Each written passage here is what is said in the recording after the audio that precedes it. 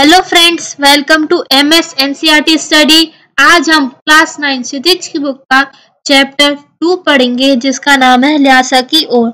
उसके लेखक का नाम है राहुल सांस्कृत्यायन। तो चलिए शुरू करते हैं। राहुल सांस्कृत्यायन का जन्म सन 1893 में उनके ननिहाल गांव पंधगा जिला आजमगढ़ उत्तर प्रदेश में हुआ। उनका पैतृक गांव कनेला था। उनका मूल नाम केदार पांडे था। उनकी शिक्षा काशी, आगरा और लाहौर में हुई। सन 1930 में उन्होंने श्रीलंका जाकर बौद्ध धर्म धारण कर लिया। तब से उनका नाम राहुल सांस्कृत्यायन हो गया। राहुल जी पाली, प्राकृत, अपभ्रंश, तिब्बत, चीनी, जापानी, रूसी सहित अनेक भाषाओं के जानकार थे। उन्हें महापंडित कहा जाता था। सन 1963 में उनका देहांत हो गया। राहुल सांस्कृत्यायन के उपन्यास, कहानी, आत्मकथा, यात्रावृत्त, जीवनी, आलोचना, शोध आदि अनेक विधाओं में साहित्य सृजन किया। इतना ही नहीं, उन्होंने अनेक ग्रंथों का हिंदी में अनुवाद भी किया। मेरी जीवन यात्रा 6 भाग, दर्शन दिग्दर्शन, 22वीं सदी, वोल्गा से गंगा, भागोनी दुनिया को बदलो, दिमागी गुलामी, घुमक्कड़ शास्त्र उनकी प्रमुख कृतियां हैं। साहित्य के अलावा दर्शन, राजनीति, धर्म, इतिहास, विज्ञान आदि विभिन्न विषयों पर राहुल जी द्वारा रचित पुस्तकों की संख्या लगभग 150 है। राहुल जी ने बहुत सी लुप्तप्राय सामग्री का उद्धार कर अत्यंत महत्वपूर्ण कार्य किया। यात्रावृत्त लेखन में राहुल जी का स्थान अन्यतम है। उन्होंने घुमक्कड़ी का शास्त्र रचा और उससे होने वाले लाभों का विस्तार से वर्णन करते हुए मंजिल के स्थान पर यात्रा को ही घुमक्कड़ का उद्देश्य बताया। घुमक्कड़ी से मनोरंजन, ज्ञानवर्धन एवं अज्ञात स्थलों की जानकारी के साथ साथ भाषा एवं संस्कृति का भी आदान प्रदान होता है। राहुल जी ने विभिन्न स्थानों के भौगोलिक वर्णन के अतिरिक्त वहां के जनजीवन की सुंदर झांकी प्रस्तुत की है। अब हम चैप्टर शुरू करते हैं। वह नेपाल से तिब्बत जाने का मुख्य रास्ता है। फरी किल्लड़पोड़ का रास्ता जब नहीं खुला था तो नेपाल ही नहीं, हिंदुस्तान की भी चीजें इसी रास्ते तिब्बत जाया करती थी। यह व्यापारिक ही नहीं, दैनिक रास्ता भी था। इसलिए जगह जगह फौजी चौकियां और किले बने हुए हैं जिनमें कभी चीनी पलटन रहा करती थी। आजकल बहुत से फौजी मकान गिर चुके हैं। दुर्ग के किसी भाग में जहां किसानों ने अपना बसेरा बना लिया, वहां घर कुछ आबाद दिखाई पड़ते हैं। ऐसा ही पर्यक्त एक चीनी किला था। हम वहां चाय पीने के लिए ठहरे। तिब्बत में यात्रियों के लिए बहुत सी तकलीफें भी हैं और कुछ आराम की बातें भी। वहां जाति पाति, छुआछात का सवाल ही नहीं और न औरतें पर्दा ही करती हैं। बहुत निम्न श्रेणी के भिखमंगों को जो लोग चोरी के डर से घर के भीतर नहीं आने देते। नहीं तो आप बिल्कुल घर के भीतर चले जा सकते हैं। चाहे बिल्कुल अपरिचित हो, तब भी आप घर की बहू या सास को अपनी झोली में से चाय दे सकते हैं। वह आपके लिए उसे पका देगी। मक्खन और सोडा नमक दे दीजिए। वह चाय तोड़ी में कूटकर उसे दूध वाली चाय के रंग में बना के मिट्टी के टोटीदार बर्तन खोटी में रख के आपको दे देगी।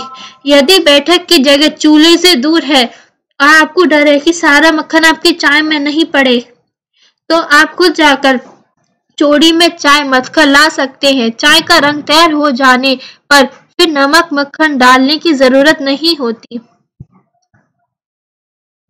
पर एक चीनी किले से जब हम चलने लगे तो एक आदमी शहादरी मांगने आया। हमने वह दोनों चीटें उसे दे दी। शायद उसी दिन हम थोरला के पहले के आखिरी गांव में पहुंच गए। यहाँ भी सुमित के जान पहचान के आदमी थे और भिखमंगे रहते भी ठहरने के लिए अच्छी जगह मिली। 5 साल बाद हम इसी रास्ते लौटे थे और भिखमंगे नहीं, एक वृद्ध यात्री के भेष में घोड़ों पर सवार होकर आए थे। किंतु उस वक्त किसी ने हमें रहने के लिए जगह नहीं दी और हम गांव के एक सबसे गरीब झोपड़ी में ठहरे। बहुत कुछ लोग ही उस व्यक्ति की मनोवृत्ति पर निर्भर हैं, खासकर शाम के वक्त छड़ पीकर बहुत कम होश आवाज को दुरुस्त रखते हैं। अब हम सबसे विकट धाड़ा थोड़ा पार करना था। धाड़े तिब्बत में सबसे खतरे की जगह है। 16-17 फीट की ऊंचाई होने के कारण उनके दोनों तरफ मीलों तक कोई गांव गिराम नहीं होते। नदियों में मोड़ और पहाड़ के कोनों के कारण बहुत दूर तक आदमी को देखा नहीं जा सकता। डाकुओं के लिए यह सबसे अच्छी जगह है। तिब्बत में गांव में आकर खून हो गया जाए तब तो खूनी को सजा भी नहीं मिल सकती, लेकिन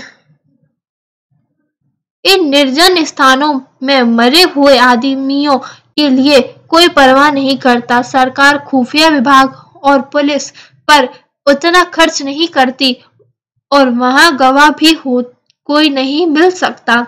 डकैत पहले आदमी को मार डालते हैं, इसके बाद देखते हैं कि कुछ पैसे हैं कि नहीं। हथियार का कानून न रहने के कारण यहाँ लाठी की तरह लोग पिस्तौल बंदूक लिए फिरते हैं। डाकू यदि जान से न मारे तो खुद उसे अपने प्राणों का खतरा है। गांव में हमें मालूम हुआ कि पिछले ही साल थोड़ला के पास खून हो गया। शायद खून की हम उतनी परवाह नहीं करते क्योंकि हम भिखमंगे थे और जहां कहीं वैसी सूरत देखते टोपी उतारते, जेब निकाल कुची कुची दे दया 1 पैसा कहते भीख मांगने लगते। लेकिन पहाड़ की ऊंची चढ़ाई थी, पीठ पर सामान लादकर कैसे चलते, और अगला पड़ाव 16-17 मील से कम नहीं था। मैंने सुमित से कहा कि यहाँ से लड़कोर तक के लिए 2 घोड़े कर लो, सामान भी रख लेंगे और चढ़ लेंगे। दूसरे दिन हम घोड़ों पर सवार होकर ऊपर की ओर चले। धाड़े से पहले एक जगह चाय पी और दोपहर के वक्त धाड़े से ऊपर जा पहुंचे। हम समुद्र तल से 17,000 फीट ऊंचे खड़े थे। हमारी दक्षिण तरफ पूर्व से पश्चिम की ओर हिमालय के हजारों श्वेत शिखर चले गए थे। बीटे की ओर दिखने वाले पहाड़ बिल्कुल नंगे थे, न वहां बर्फ की सफेदी थी, न किसी तरह की हरियाली। उत्तर की तरफ बहुत कम बर्फ वाली चोटियां दिखाई पड़ती थीं।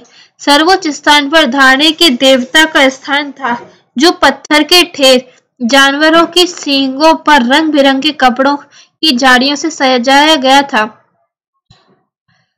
अब हम बराबर उतराई पर चलना था। चढ़ाई तो कुछ दूर थोड़ी मुश्किल थी, लेकिन उतराई बिल्कुल नहीं।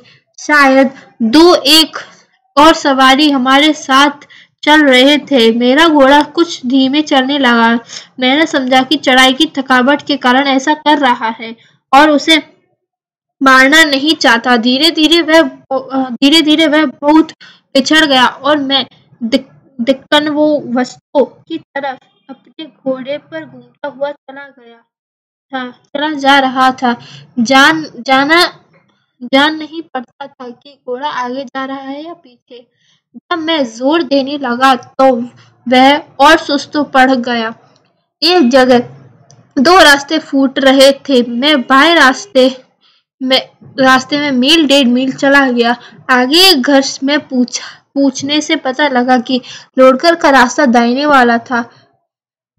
फिर लौटकर उसी को पकड़ा। 4-5 बजे के करीब मैं गांव से मील भर पर था तो सुमित इंतजार करते हुए मिले। मंगलों का मुंह वैसे ही लाल होता है और अब तो वह पूरे गुस्से में थे। उन्होंने कहा, मैंने 2 टोकरे कंडे फूंक डाले, 3-3 बार चाय को गर्म किया। मैंने बहुत नरमी से जवाब दिया, लेकिन मेरा कसूर नहीं है मित्र। देख नहीं रहे हो कैसा घोड़ा मुझे मिला है। मैं तो रात तक पहुंचने की उम्मीद रखता था। खैर, सुमित को जितनी जल्दी गुस्सा आता है उतनी जल्दी वह ठंडा हो जाता है। लौटकर में वह एक अच्छी जगह पर ठहरे। यहाँ भी उसके अच्छे यजमान थे। पहले चाय सत्तू खाया और रात को गरम गरम थुप्पा मिला। अब हम तिडरी के विशाल मैदान में थे, जो पहाड़ से घिरा टापू सा मालूम होता था, जिसमें दूर एक छोटी सी पहाड़ी मैदान के भीतर दिखाई पड़ती है। उसी पहाड़ी का नाम है तिडरी समाधि गिरी। आसपास के गांव में भी सुमित के कितने अच्छे यजमान थे। कपड़े की पतली पतली चीरें, बत्तियों के गंडे खत्म नहीं हो सकते थे, क्योंकि बोधगया से लाए गए कपड़े के खत्म हो जाने पर किसी भी कपड़े से बोधगया का गंडा बना लेते थे। वह अपने यजमानों के पास जाना चाहते थे। मैंने सोचा, यह तो हफ्ता भर उधर ही लगा देंगे। मैंने उनसे कहा कि जिस गांव में ठहरना हो उसमें भले ही गंडे बांट दो, मगर आसपास के गांव में मत जाओ। इसके लिए मैं तुम्हें ल्यासा पहुंचकर रुपए दे दूंगा। सुमित ने स्वीकार किया। दूसरे दिन हमने भरिया ढूंढने की कोशिश की, लेकिन कोई न मिला। सवेरे ही चल दिए होते तो अच्छा था, लेकिन 10 बजे की धूप में चलना पड़ रहा था। तिब्बत की धूप भी बहुत कड़ी मालूम होती, यद्यपि थोड़े से ही मोटे कपड़े के सिर को ढक ले तो गर्मी खत्म हो जाती। और 2 बजे से की सूरज की ओर मुंह करके चल रहे थे। ललाट धूप में जल रहा था और पीछे का कंधा बर्फ हो रहा है। फिर हमने पीठ पर अपनी अपनी चीजें लादी, डंडा हाथ में लिया और चल पड़े। यद्यपि सुमित के परिचित टंडरी में भी थे, लेकिन वह एक और यजमान से मिलना चाहते थे, इसलिए आदमी मिलने का बहाना कर शोकर बिहार की ओर चलने के लिए कहा। तिब्बत की जमीन बहुत अधिक छोटे बड़े जागीरदारों में बटी है। इन जागीरों का बहुत ज्यादा हिस्सा मठों के हाथ में है। अपनी अपनी जागीर में हर के जागीरदार कुछ खेती खुद भी करता है, जिसके लिए मजदूर बेकार में मिल जाते हैं। खेती का इंतजाम देखने के लिए वहां कोई भिक्षु बेचता है, जो जागीर के आदमियों के लिए राजा से कम नहीं होता। शेखर की खेती के मुख्य भिक्षु बड़े भद्र पुरुष थे। वह बहुत प्रेम से मिले। हालांकि उस वक्त मेरा भेष ऐसा नहीं था कि उन्हें कुछ भी ख्याल करना चाहिए था। यहाँ एक अच्छा मंदिर था, जिसमें कुंजर के हस्तलिखित 103 पोथियां रखी गई थी। मेरा आसन भी वहीं लगा। वह बड़े मोटे कागज पर अच्छे अक्षरों में लिखी हुई थी। एक एक पोथी 15-15 से कम नहीं रही होगी। सुमित ने फिर आसपास अपने यजमानों के पास जाने के बारे में पूछा। मैं अब पुस्तक के भीतर था, इसलिए मैंने उन्हें जाने के लिए कह दिया। दूसरे दिन वह गए। मैंने समझा था 2-3 दिन लगेंगे, लेकिन वे उसी दिन दोपहर के बाद चले आए। तिंदरी गांव वहां से बहुत दूर नहीं था। हमने अपना सामान पीठ पर उठाया, भिक्षु नमसे से विदाई लेकर चल पड़े। धन्यवाद।